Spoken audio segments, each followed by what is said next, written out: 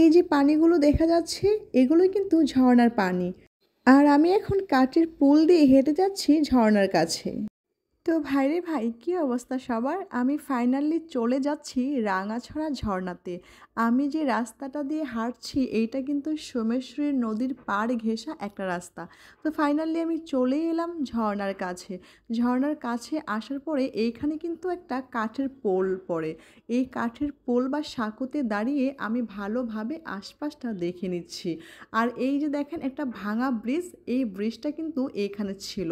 কিন্তু অতিরিক্ত বৃষ্টিপাতের কারণে এবং পাশে নদী থাকার কারণে বা বালি মাটির কারণে ব্রিজটা ভেঙে পড়েছে। আর দেখুন এই কাঠের পোলটা কিন্তু অনেক সুন্দর। স্থানীয় মানুষজন চলাচলের জন্য এখন বিকল্প হিসেবে এই কাঠের সাঁকোটা বেঁধেছে। এই সাঁকোতে ব্যবহার করা হয়েছে এখানের পাহাড়ি কাঠ, যা অনেক বেশি শক্ত।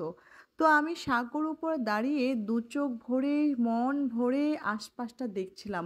আর ঝর্ণার পানিটা কিন্তু এমন সবসময় থাকে না। আজকে রাতে বৃষ্টি হচ্ছিল এবং সকাল থেকে টানা বৃষ্টি হচ্ছিল, এই জন্য আজকের পানিটা ঘোলা। কিন্তু সবসময় কিন্তু এরকম ঘোলা থাকে না। অনেক মানুষ এখানে ঘুরতে আসে এবং এই ঝর্ণাতে গোসল করে থাকে। তো আমি সাঁকো থেকে নেমে আস্তে আস্তে ঝর্ণার কাছে যাচ্ছিলাম। দূর থেকে দেখে আমার মন ভরছিল না, আমার দু চোখের তৃষ্ণা মিটছিল না। তাই আমি বললাম যে আমি একটু কাছে যেয়ে আসি, কাছ থেকে একটু ঘুরে আসি। তাই আমি এক দৌড় দিয়ে চলে যাচ্ছিলাম ঝর্ণার কাছে, ঝর্ণার পানির শো শো শব্দ শোনার জন্য। সত্যি ঝর্ণার পানির যে শব্দ সেটা খুবই মনোমুগ্ধকর। আর এই যে পাহাড়গুলো দেখা যাচ্ছে, এই পাহাড়গুলো কিন্তু আমাদের বাংলাদেশের সীমান্তে অবস্থিত না। এই পাহাড়গুলো কিন্তু ভারতের সীমান্তে অবস্থিত। আর আমি এখন যে জায়গাটায় দাঁড়িয়ে আছি বা হাঁটাহাঁটি করছি, এই জায়গাটুকু আর এর থেকে একটু সামনে জায়গাটুকু বাংলাদেশের।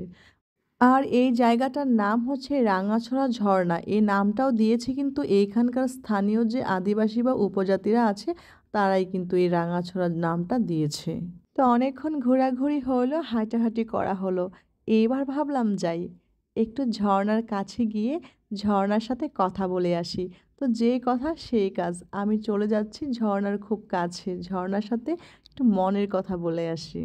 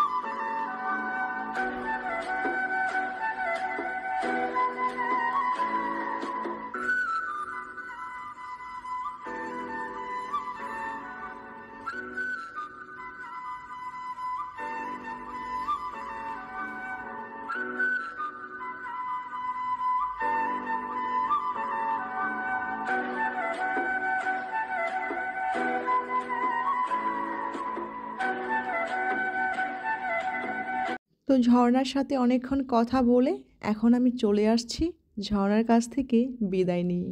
তো আস্তে আস্তে রাস্তার পাশে হঠাৎ করে দেখা হয়ে গেল ওলকচুর সাথে।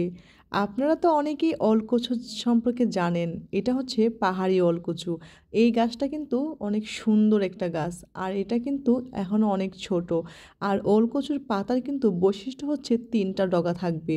এই ওলকচু কিন্তু অনেক বড় হয়ে থাকে। নর্মালি 5-10 কেজি তো হয়েই থাকে, 15-20 কেজিও হয়ে থাকে। তো আমি দেখাচ্ছিলাম কিভাবে চিনবেন ওলকচু। এই ওলকচু চেনার মেন কিন্তু এই যে এটা, এই মাঝখানে একটা বোটা থাকবে আর 3 পাশে 3টা ডগা থাকবে, একটা বেশিও থাকবে না, একটা কমও থাকবে না। আর এইটা হচ্ছে পাহাড়ি ওলকচু। পাহাড়ি ওলকচু কিন্তু অনেক বেশি সুস্বাদু। আর এই যে যে গাছটাতে আমি ধরেছি এটা কিন্তু বেগুন গাছ। বেগুন গাছ হলেও কিন্তু এটা পাহাড়ি বেগুন গাছ।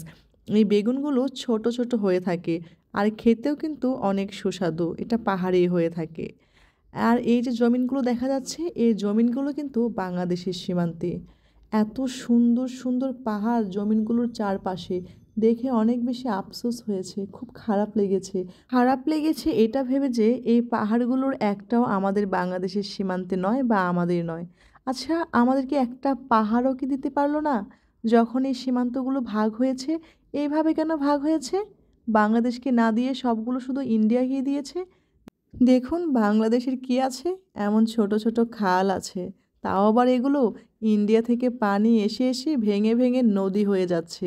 এই খালগুলোর পাশেই কিন্তু অনেক বাড়িঘর আছে, হয়তোবা 2 4 5 বছর পরে এই বাড়িগুলো থাকবে না, ভেঙে যাবে। তো ফাইনালি আমরা হাঁটতে হাঁটতে চলে এসেছি এই বিজিবি ক্যাম্পের পাশেই যে হাজং বাড়িগুলো আছে, এই হাজং বাড়িগুলোর ভেতর দিয়ে নদীতে নদীতে এসে নৌকা দিয়ে নদী পার হচ্ছি।